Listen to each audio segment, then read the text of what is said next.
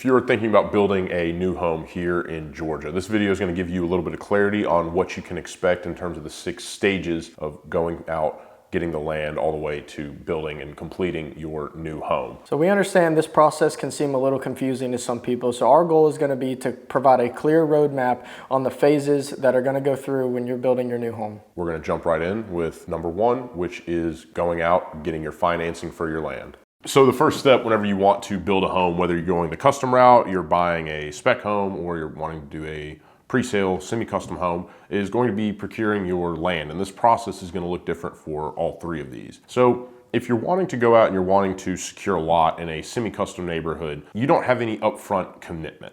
Really, the only thing that's coming out of your pocket is going to be the deposit for that lot.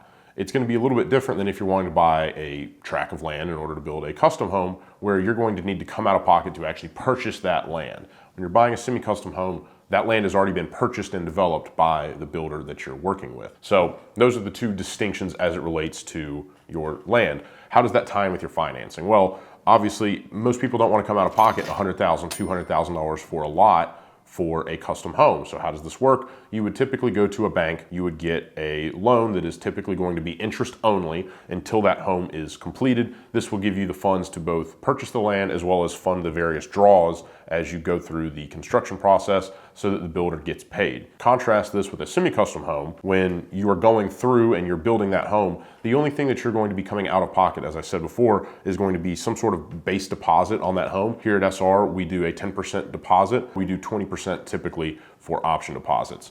Whereas if you're building the full-on custom home, that's going to be a lot more out-of-pocket expense because you have to fund the entire construction of the home. Then at closing, that interest-only loan is going to switch to a typical conventional loan with a 30-year fixed rate or whatever the mortgage product that you opt to go with. So those are the 2 key distinctions between the custom and semi-custom homes as it relates to your land acquisition and the financing of the home.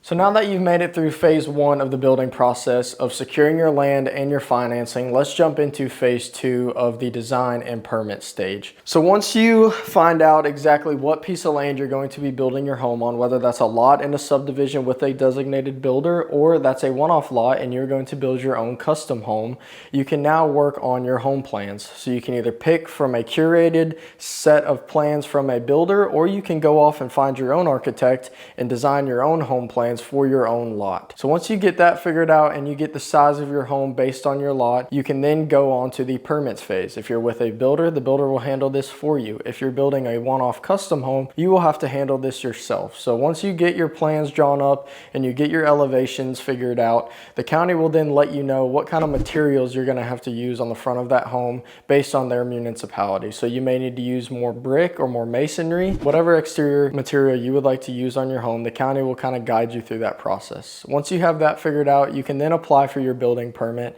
and go through the phases of that municipality to secure your permit so then you can start building your home. So now you've reached step 3 of your building process. That's going to be your site prep and your foundation. Now, depending on the type of lot you have, slab or basement lot, that's going to look a little bit different. If you're a basement lot, you're going to want to dig your basement out first. If you're a slab lot, you're going to just want to come in, strip the grass, get you a nice level surface for your slab, so then you can move on to prepping your foundation. So once you get your site work done with the grader of your choice or the grader of the builder's choice, they will then move in and start prepping your foundation, which is going to be the base of your home. That's a very important step that you're going to want to pay attention to in your building process, is making sure your foundation is done right, not quick, but correct. So you've now reached the exciting phase 4 of your building process. That's going to be the start of your framing and the shell of your home into your mechanicals and installations. Once your foundation is set and they've poured your slab, you will then move on to framing your exterior, interior walls and your roof. Once your framing is complete, you will then go into the dry-in process. That's going to include your shingles,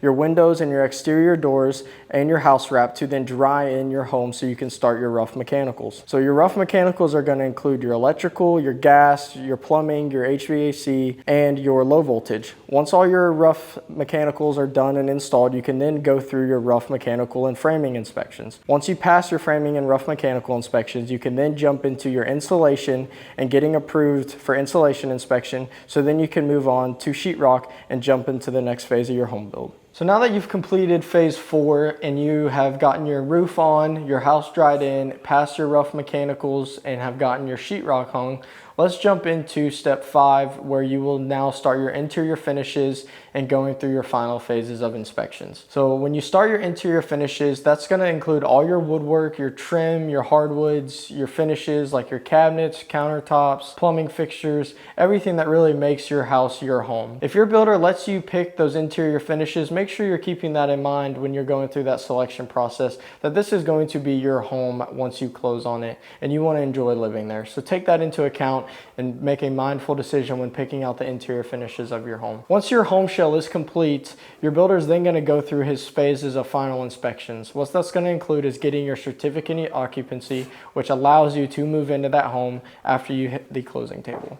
So you have now reached the most exciting part of your new home build. That is your final walkthrough and your move-in process, and you'll also get introduced to your warranty process. So once you wrap up the building of your home, your builder will reach out to you several weeks prior to your close and start the final walkthrough process.